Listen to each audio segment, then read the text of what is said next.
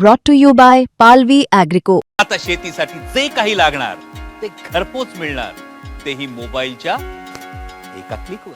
पार्थ पवार यांनी राज्यसभेसाठी अर्ज दाखल करताना दिलेल्या प्रतिज्ञापत्रानुसार त्यांची एकूण संपत्ती, कंपन्या, शेअर्स, भागीदारी या सगळ्याविषयी माहिती समोर आली आहे. 88 कोटी 33 लाख रुपयांची त्यांची संपत्ती आहे. तसेच पार्थ पवार यांची गुंतवणूक प्रामुख्याने रिअल इस्टेट क्षेत्रात आणि व्यावसायिक भागीदारीमध्ये मोठ्या प्रमाणात आहे.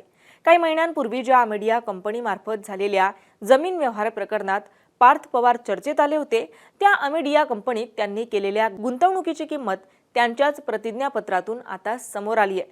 त्यामुळे पार्थ पवारांची अमेडिया कंपनीत नेमकी किती गुंतवणूक आहे, नक्की किती भागीदारी आहे, जाणून घेऊयात या व्हिडिओच्या माध्यमातून. नमस्कार, मी छाया आणि आपण पाहताय मुंबई तक. पार्थ पवार यांनी 1,16,52,340 इतकी रक्कम शेअर्स, म्युच्युअल फंड आणि इतर ठिकाणी गुंतवणूक केली आहे.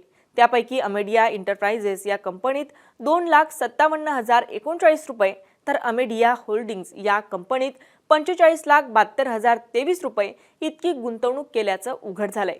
तसेच ते अमेडिया एंटरप्राइजेस या कंपनीमध्ये 28 डिसेंबर 2020 पासून डेझिग्नेटेड पार्टनर या म्हणजेच नियुक्त भागीदार आहेत. याच तारखेला या कंपनीची स्थापना झाली आहे. तर अमेडिया होल्डिंग्स या कंपनीत ते 5 ऑगस्ट 2025 पासून भागीदार असल्याचं सुद्धा स्पष्ट झालंय.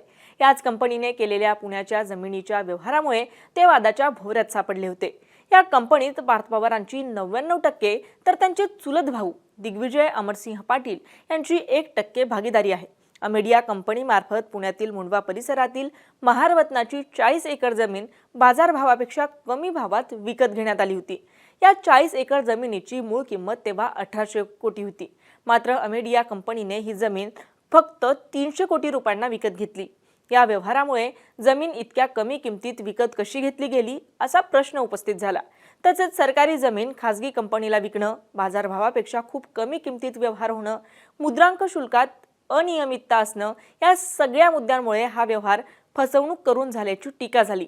या प्रकरणी company partner Digvijay Patil, power of attorney holder असणाऱ्या शीतल तेजवानी व सब रजिस्ट्रार रवींद्र तारू यांच्यावर गुन्हा दाखल झाला. मात्र 99% भागीदारी असलेल्या पार्थ पवारांवर कुठलाही गुन्हा दाखल झाला नाही. FIR मध्ये पार्थ पवारांचं नावच टाकलं गेलं नाही. म्हणून या प्रकरणात पार्थ पवारांवर टीकेची झोळ उठली. मात्र या संदर्भातले सगळे आरोप पार्थ पवारांनी नाकारले. व्यवहार कायदेशीर पद्धतीने झालाय आणि त्यांनी काहीही चुकीचं केलं नाहीये असा दावा त्यांनी केला. यावरून सरकार पार्थ पवार यांना संरक्षण देत आहे असे आरोप विरोधी पक्षांकडून करण्यात आले. न्यायालयीन चौकशीची मागणीही झाली. त्यानुसार या प्रकरणांच्या चौकशीसाठी अप्पर मुख्य सचिव यांच्या अध्यक्षतेखाली एक समितीही नेमण्यात आली. मात्र या प्रकरणात अनेक प्रश्न अनुत्तरित राहिले. त्यातला पहिला प्रश्न हा की या गुन्ह्यात पार्थ पवार यांचं नाव का नाही, हा सर्वात मोठा आणि महत्त्वाचा प्रश्न आहे. कारण मुळात पार्थ पवार यांचं नाव या व्यवहारामुळे असल्यामुळेच हे प्रकरण चर्चेत आलं.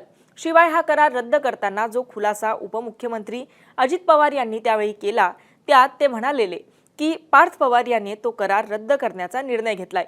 याचा अर्थ करार करण्याचा आणि रद्द करण्याचा अधिकार जर पार्थ पवार यांच्याकडे असेल, तर मग अशा अनियमित गैरव्यवहाराची जबाबदारी पार्थ पवार यांच्यावर का नाही, गुन्हा त्यांच्यावर का नोंद नाही?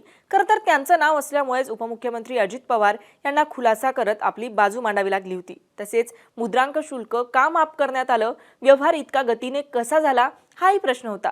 कारण 22 एप्रिल 2025 रोजी अमेडिया कंपनीने IT पार्क उभारण्याचा ठराव केला आणि आश्चर्य म्हणजे अवघ्या 48 तासात उद्योग संचालनालयाने या प्रकल्पावरील स्टॅम्प ड्युटी ही माफ करून टाकली. हे कसं काय शक्य झालं असा सवाल त्यामुळे उपस्थित झाला. 1800 कोटींच्या जमिनीचं मूल्यांकन इतकं कमी कसं? पार्थ पवारांना वाचवण्याचा प्रयत्न होतोय का? असे कित्येक प्रश्न अनुत्तरित राहिले. उपमुख्यमंत्री अजित पवार यांनी खुलासा करताना सदर प्रकरणाची शासन नियुक्त समितीमार्फत सखोल चौकशी होईल आणि जे असेल ते सत्य समोर येईल. कोणी दोषी आढळल्यास योग्य ती कायदेशीर कारवाई केली जाईल असं म्हटलं होतं. पण पार्थ पवार यांना वाचवण्याचा प्रयत्न केला जातोय असा आरोप मात्र कायम राहिला.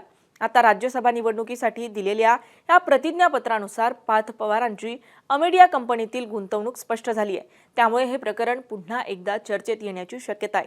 या सगळ्याविषयी तुम्हाला काय वाटतं? तुमची काय मत आहेत? आम्हाला कमेंट करून नक्की कळवा. आणि मुंबई तकला जर आपण नवीन असाल तर मुंबई तक चॅनलला सबस्क्राईब करायला विसरू नका. हा व्हिडिओ पाहिल्याबद्दल धन्यवाद.